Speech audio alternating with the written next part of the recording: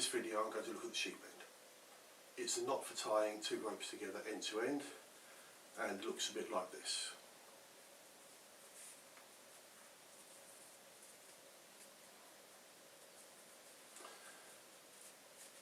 It has some advantages over the reef knot. For a start, it's stronger and it's more stable, and equally important, if not more so, you can tie a sheep bend safely between two pieces of rope of different diameter. If you tried to tie these two together with a reef knot, there's a very good chance that the knot would capsize and come apart. So here we go. This is a sheep bend between two pieces of rope of different diameter. It looks like that, and again it's good and it's secure. If you do think you need a bit of extra security, this can be tied as a double sheep bend. So you start with the ordinary sheep bend, take the tail around once more and tuck it under itself like that. Now let's go and have a look at these in close up. Okay, let's now look at this in a little more detail and a bit closer up. On the left hand side of the screen I've got a sheep bend that I tied earlier, so that we've got something to compare with. On the right side of the screen, the two ropes that we're going to tie our new knot in. I've gone for one thick and one thin rope so we can prove that it works like that.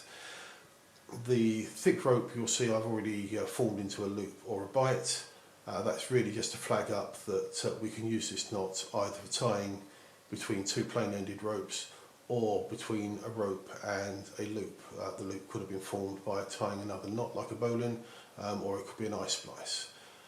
So anyway, we have the loop in the yellow rope, and we take the working end of the red rope and start from underneath, pull for a reasonable amount to work with, loop it around the open leg of the yellow rope.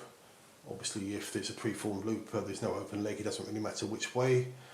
Pass it underneath both strands, over the top, and again we're going to go over the top of both strands. We're not going to go down through the hole in the middle.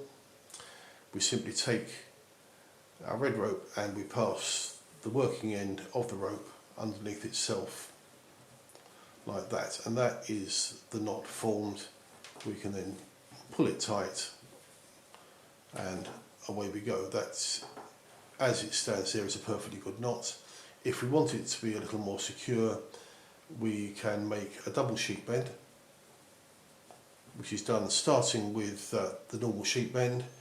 We then take the working end and go underneath both strands again, and then over the top of both strands, and as before we pass it under itself. We do not go down through the hole in the middle, and this gives us the double sheep bend, which is really secure.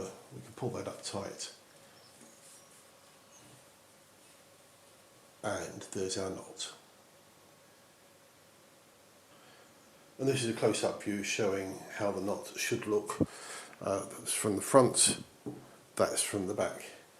And if we're really geeky about our knots, we might notice a similarity between that knot and our old friend the bowline.